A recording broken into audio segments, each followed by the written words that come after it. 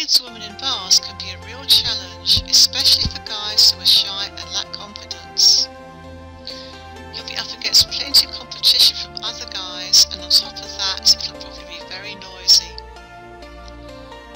If you want to know how to talk to women in bars, you firstly need to understand that it's a numbers game, and you're probably going to get rejected many times before you get success. The secret is to just practice talking to women and not to worry about the rejection. Never take it personally. If you see a woman you like in the bar, just go up to her and pay her a compliment. Think of something humorous and witty to say. Be confident without being cocky.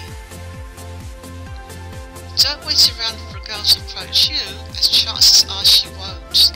It's up to the guy to chat a girl up and not the other way round. Women often go in groups, so if you see a woman you like, but she's with her friends at the bar, the best idea is to just casually talk to the whole group first.